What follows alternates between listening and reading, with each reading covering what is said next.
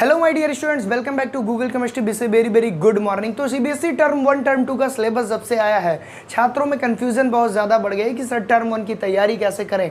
अगर आप स्टूडेंट्स हो क्लास 11th के तो ये वीडियो आपके लिए, अगर आप तैयारी कर रहे हो आईटी जेईई और नीट की तब तो ये वीडियो और भी ज़्यादा यूजफुल है, क्योंकि आज की वीडियो में एकदम ऑनेस्ट टॉक करूँगा कि आपका क्या रोड मैप होना चाहिए टर्म 1 को क्रैक करने के लिए, कैसे टर्म 1 को हम इजिली कंप्लीट कर सकते हैं और अपने आईटी जेईई की प्रिपरेशन को भी कंटिन्यू रख सकते हैं। तो आइए डिस्कस करते हैं सबसे पहले आपके सिलेबस का। प्यारे बच्चों, जो सिलेबस 2020-21 का था, रिडक्शन हुआ था 30%, सेम वही सिलेबस इस बार भी पढ़ना है। लेकिन जब सीबीएसई ने सेमेस्टर सिस्टम लगाया टर्म 1 टर्म 2 में, तो कुछ चैप्टर उन्होंने नवंबर तक का टारगेट दे दिया, कुछ चैप्टर आपका नेक्स्ट फाइनल में मार्च या अप्रैल में होगा। अब आपके मन में क्वेश्चन आएगा कि सर टर्म 1 में कौन कौन से चैप्टर पढ़ने हैं। देखो प्यारे बच्चों, यहाँ पे मैं चैप्टर सिलेबस के अकॉर्डिंग लिख दिया हूँ और यहाँ पे मैं चैप्टर के इंपॉर्टेंस भी बताऊंगा कि क्या रोड मैप रखकर आपको पढ़ना और आईटी जेईई और नीट में कौन से चैप्टर ज्यादा इंपॉर्टेंट है। दूसरी चीज, बहुत सारे सिलेबस रिड्यूस हो गए हैं, उनमें जो कटे हैं उसमें कौन सी ऐसी चीजें जो आईटी जेईई की जर्नी को आसान कर सकती हैं, इन चीजों का भी हम डिस्कशन आज ही करेंगे। तीसरी चीज, क्या जो ये सिलेबस दिया है इसी अकॉर्डिंग सर हम पढ़ें या कोई और चेंज करके पढ़ें, इन सारे क्वेश्चंस का जवाब आज की वीडियो में आपको मिलने वाला है। तो चलते हैं वीडियो की तरफ। देखो स्टूडेंट्स, यहाँ पे अगर हम बात करें सीबीएसई टर्म 1 के सिलेबस का, सबसे पहले तो ये बता दो यार, ये क्लास 11th के बच्चों का है, ठीक है ना। तो देखो, अगर आप क्लास 11th में हो तो मुझे लगता है जहाँ तक कि आप सभी के 90% स्टूडेंट्स के फोकस इस बात पे नहीं होंगे कि सर मैं क्लास 11th के नवंबर वाले टर्म 1 में टॉप कर जाऊँ। आपके कॉन्फिडेंस, आपके कंसंट्रेशन उन तरफ होंगे कि सर मैं 11th को कितने डिटेल में पढ़ूँ कि मैं आईटी जेईई और नीट जैसे एग्जाम के जर्नी को आसान कर दूँ और क्रैक कर दूँ। तो मैं उस अप्रोच से आज की वीडियो को बना रहा हूँ। देखो प्यारे बच्चों, यहाँ पे बात करें आपके टर्म 1 में सिलेबस का, तो पहला चैप्टर है some basic concept of chemistry. Some basic concept of chemistry में आपको यार केमिस्ट्री की कुछ बेसिक चीज़ें पढ़नी है।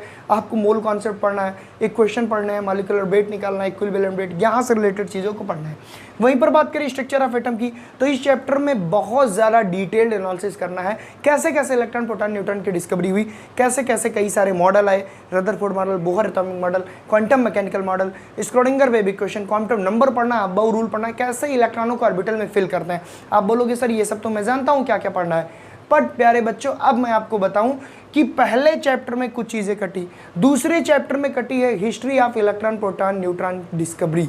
आप बोलोगे सर इसको नहीं पढ़ना। प्यारे बच्चों एक बात बताओ, जब तक तुमको ये नहीं पता चलेगा इलेक्ट्रॉन जन्मा कहाँ से, प्रोटॉन आया कहाँ से, न्यूट्रॉन की डिस्कवरी किसने की, कैसे की, तब तक आप डेवलपमेंट नहीं पढ़ सकते। तो अगर मेरी बात मानो, if you are students of class 11 and preparing for JEE and NEET, तो आप पूरा सिलेबस पढ़ो। माना कि टर्म 1 में तुम्हारे रिड्यूस सिलेबस पूछे जाएंगे, लेकिन हर छात्र का सपना क्लास 11 के टर्म 1 में टॉप करना नहीं होता। आपका सपना बड़ा है, आपको गोल हिट करना है। तो जब तक आप बेसिक चीज़ें नहीं क्लियर करोगे तब तक आप लेवल की चीज़ें नहीं समझ पाओगे। अब तुम्हारे सिलेबस में डायरेक्ट बोहर एटॉमिक मॉडल्स है, जब तक रदरफोर्ड तुम नहीं पढ़े, जब तक तुम थॉमसन नहीं पढ़े, बोहर को कैसे समझ पाओगे प्यारे बच्चों। तो एक एक चीज़ जानना बहुत ज़्यादा ज़रूरी है। आते हैं हम तीसरे चैप्टर पे, क्लासिफिकेशन ऑफ एलिमेंट।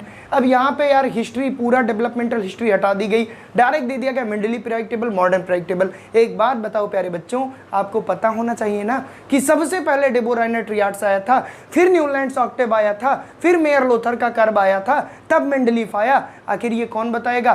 तो मेरे कहना अगर मानो, अगर आप प्रिपरेशन कर रहे हो जेईई नीट को, चीज़ों को कॉम्प्लिकेटेड नहीं करना है, चीज़ों को इजी वे में खत्म करना है, तो आप 30% सिलेबस को नज़रअंदाज करो, पढ़ो पूरा, लेकिन अपने माइंड में लिए रहो कि आपके एग्जाम में इतना ही आएगा।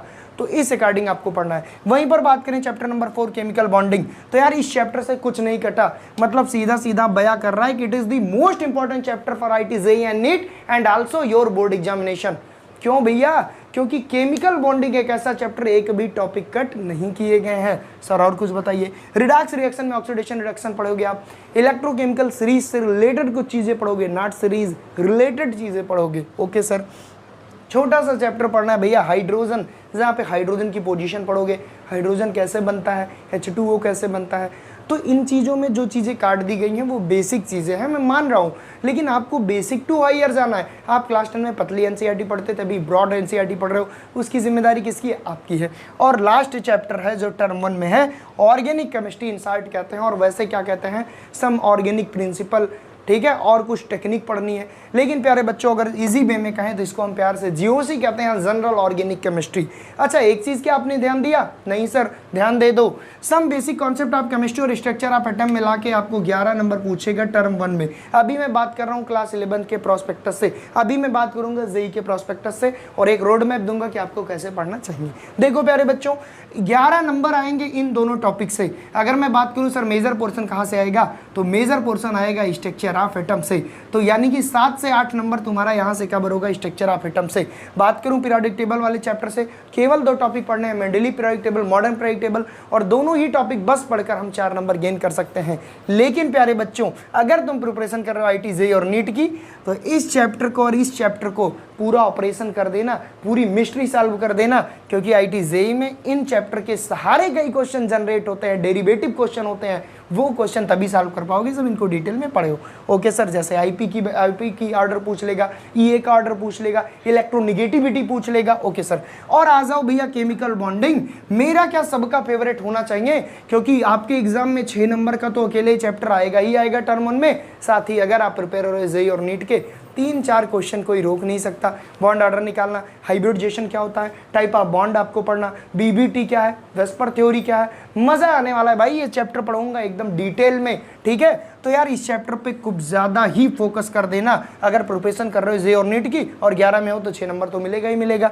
ओके सर, रिडक्स रिएक्शन बहुत ज्यादा फोकस की जरूरत नहीं है, थोड़ी सी मेहनत कर दो कि समझ में आ जाएगा। ऑक्सीडेशन रिडक्शन, कैसे हम इक्वेशन बैलेंस करते हैं, 2 मेथड हैं, वो चीज़ हमको यहाँ पे पढ़नी है। ओके सर, हाइड्रोजन बहुत छोटा चैप्टर, 1 दिन में खत्म कर सकते हो अगर ढंग से पढ़ रहे हो तो। और आईटी जेईई में भी यहाँ से 1 क्वेश्चन आ जाते हैं, नहीं तो बहुत ज़रूरी नहीं कंपलसरी की आएगा। बात करें जीओसी, अब तुम देखो ये अकेला चैप्टर 9 नंबर गेन करा रहा है क्लास 11th में। और प्यारे बच्चों अगर जेईई नीट की बात करो तो वही उतना ही इंपॉर्टेंट जितना यहाँ है।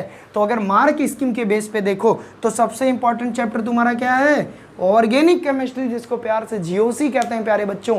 तो सबसे ज़्यादा फोकस्ड की ज़रूरत, सबसे ज़्यादा मेहनत की ज़रूरत, सबसे ज़्यादा टाइम कंज्यूमिंग चैप्टर कौन सा है, जीओसी। एनसीईआरटी में बहुत कम में समेटा है, लेकिन अगर आप प्रिपरेशन कर रहे हो, बड़े सपने देखे हो, तो आपको डिटेल में पढ़ना पड़ेगा। ओके सर, तो मेरे अकॉर्डिंग सबसे इंपॉर्टेंट चैप्टर ये है, फिर उससे इंपॉर्टेंट, फिर इसके बाद केमिकल बॉन्डिंग है, देन क्लासिफिकेशन ऑफ एलिमेंट, और देन स्ट्रक्चर ऑफ एटम। लेकिन बिना इन दोनों चैप्टर को पढ़े ना तो तुम ये समझ पाओगे ना तो तुम ये। अब मैं एक ऑर्डर दूं आपको कि डेवलपमेंटल वे में आपको कैसे पढ़ना चाहिए, ये तो आपके बुक का सिलेबस हो गया। अगर मेरे अकॉर्डिंग मानो तो सबसे पहले आपको पढ़ना चाहिए स्ट्रक्चर ऑफ एटम चैप्टर। क्यों भैया? मेरे अकॉर्डिंग अगर मानो तो पहले ये पढ़ो, फिर ये पढ़ो, फिर ये पढ़ो, फिर ये पढ़ो, और तब ये आप पढ़ सकते हो। आप बोलोगे सर क्यों पहले ये? प्यारे बच्चों आप एटम को नहीं जानोगे, इलेक्ट्रॉन प्रोटॉन नहीं जानोगे, आप मॉलिक्यूलर वेट नहीं जानोगे, आप आइसोटोप्स आइसोबार नहीं जानोगे, कैसे आप इक्वेशन बैलेंस करके आप डेरिवेशन, कैसे आप इक्वेशन बैलेंस करके आप फार्मूला रखकर क्वेश्चन सॉल्व करोगे। तो माना कि इस चैप्टर में 30% चीज़ें बहुत आसान है, केमिस्ट्री क्या है, क्या क्या स्कोप है, लेकिन उसके आगे जो आपके न्यूमेरिकल हैं, जो बच्चा हाई स्कूल में बहुत अच्छे से नहीं पढ़ा है, उसको थोड़ा कम पल्ले पढ़ने वाले हैं। तो मेरे अकॉर्डिंग डेवलपमेंटल वे में सबसे पहले स्ट्रक्चर ऑफ एटम पढ़ो। अच्छा सर कितना टाइम? तो प्यारे बच्चों अगर मैं बात करूँ नवंबर तक हमको खत्म करना है। अगर आप 11th में हो, देखो टाइम भले ज़्यादा लगे, लेकिन एक ही बार में इतने ढंग से पढ़ लो कि 20 बार पढ़ने की जरूरत ना पड़े, ठीक है। और टाइम मिला तो रिवीजन करेंगे। तो यार देखो ये जुलाई चल रहा है, उम्मीद कर रहा हूँ कि आप एक चैप्टर खत्म कर चुके होगे, उम्मीद कर रहा हूँ एक चैप्टर कोई आप खत्म कर चुके होगे, ठीक है सर। अगस्त में 2 चैप्टर और खत्म कर दो, ठीक है, सितंबर में 2 कर दो, 15 सितंबर तक ये तुम्हारा सिलेबस खत्म। अब भैया अक्टूबर नवंबर करो क्वेश्चन दबा के, नीट के करो, जेई के करो, और क्या करो, प्रिपरेशन करो, रिवीजन करो। तो ये आपका रोड मैप होना चाहिए अगर आप प्रिपरेशन कर रहे हो, और टर्म 1 आराम से फोड़ दोगे। अब यहाँ पे एक चीज़ ध्यान रखना कि 11th में उन चीज़ों के लिए पढ़ना, जो 11th केवल पढ़ना चाह रहे हैं वो भाई 30% रिड्यूस सिलेबस पढ़ेंगे, लेकिन जिनको आगे कुछ करना है, जिनको एग्ज़ाम देना है, वो क्यों दे 30% रिड्यूस हम 12 में कर लेंगे, हम बोर्ड के दृष्टिकोण से पढ़ेंगे, यहाँ पे हमको नॉलेज गेन करनी है। तो प्यारे बच्चों मुझे लगता है, मेरी एक सजेशन है, मैं ऐसा कुछ नहीं कह रहा हूँ कि ये ज़रूरी है, मेरी एक सजेशन है कि आपको कंप्लीट पढ़ना चाहिए, और आपके अपने प्यारे से खूबसूरत से यूट्यूब चैनल गूगल केमिस्ट्री पे आपको कंप्लीट सिलेबस पढ़ाया जा रहा है, क्योंकि ये 11 बेस आपका, और बेस मजबूत होना बहुत ज़्यादा ज़रूरी है। तो एक बार फिर से यार पूरी कंसिस्टेंसी, पूरी एनर्जी, पूरे कंसंट्रेशन के साथ, पूरे कॉन्फिडेंस के साथ लग जाओ क्लास 11, क्योंकि यही आपका आपका बेस अगर आप बनना चाहते हो इंजीनियर और डॉक्टर। आज के लिए बस इतना ही, उम्मीद करता हूँ वीडियो क्लियर हुआ होगा। अगर एक कंप्लीट रोड मैप आपको मिला तो नीचे कमेंट सेक्शन में कमेंट करना, दोस्तों को शेयर करना। Thank you so much. Best विशेष आपकी जेईई प्रिपरेशन के लिए।